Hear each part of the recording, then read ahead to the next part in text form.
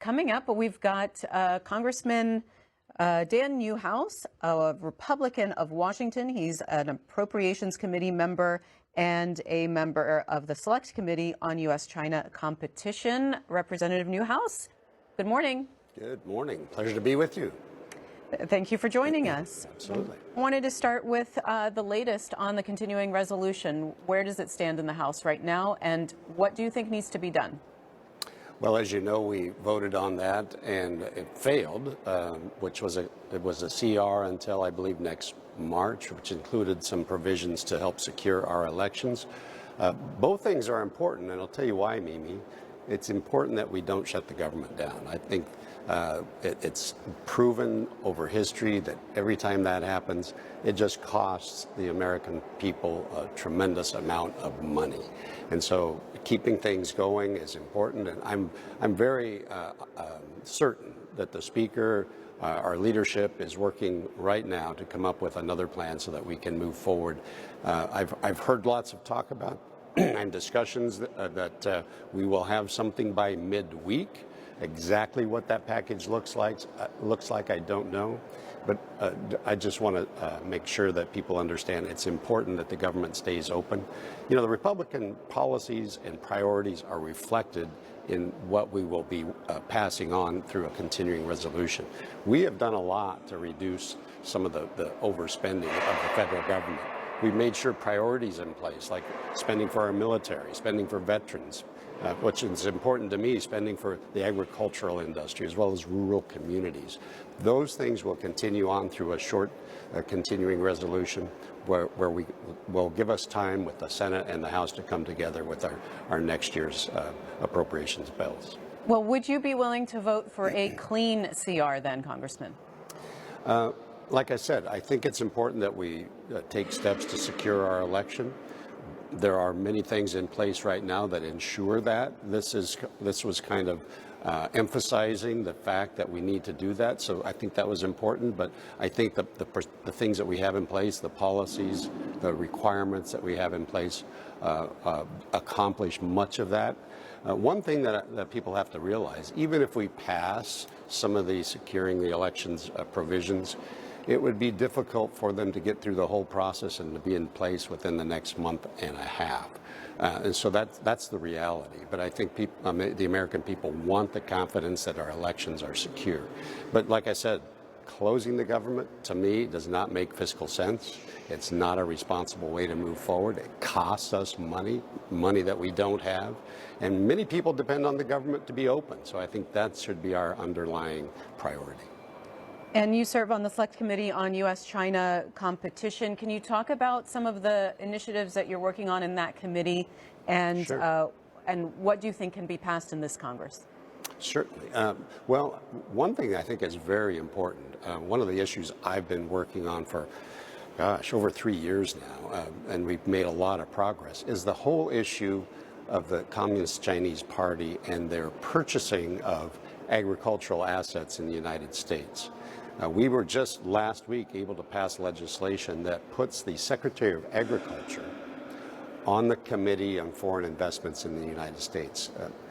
And that's a huge step for a couple of reasons, because we know that our system, our process of keeping track and measuring in foreign investment is lacking. So this will help strengthen that.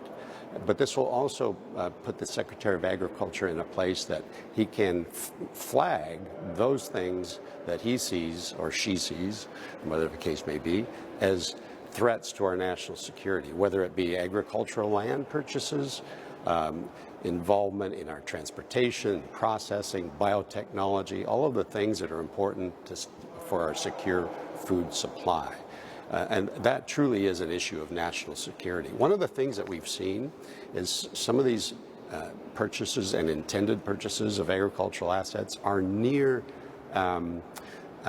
national security assets, whether military bases or infrastructure that's important to our economy, like power generation and things like that. So those are some of the things that we want to be careful of.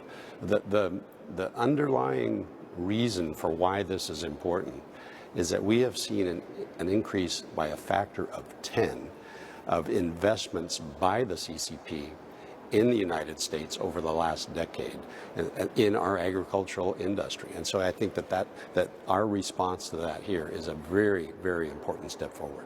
And I think you're referring to the Protecting American Agriculture from Foreign Adversaries Act? That's right. We just passed that last week.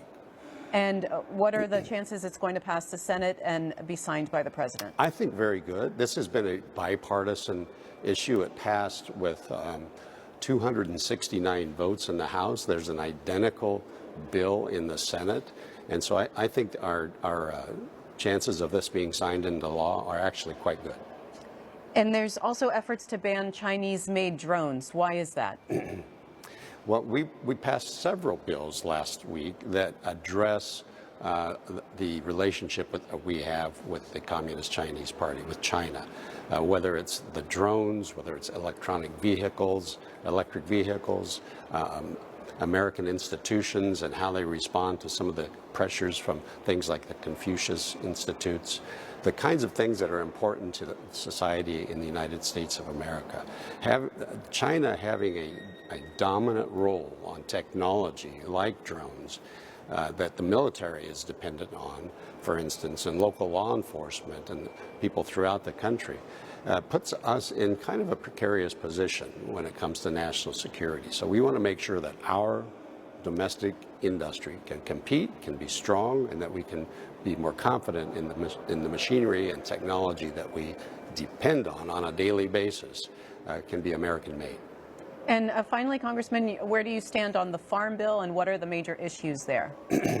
Well, as you probably know, last week we had, just under 200 farmers in Washington, D.C., storming the Hill, making sure that members of Congress understand how urgent it is for our agricultural industry to pass a farm bill. And I'm right there with them. I think that the current farm bill, which was good 6 years ago, does not answer the needs of the agricultural industry today in 2024. And so it's the state of agriculture today, it's imperative that we pass this modern new farm bill. And so I'm going to do everything I can to make sure that that happens. My guess is, Mimi, and I've been talking to the chairman and members of the committee on a regular basis, that after the election, after we kind of know the lay of the land, during what's called the lame duck session, that the Farm Bill will be one of those things that will come up. All right. Congressman Dan Newhouse, Republican of Washington, member of the Appropriations Committee, and also a committee on the Select Committee on U.S.-China Competition. Thanks so much for joining us today. You're welcome. It's always a pleasure.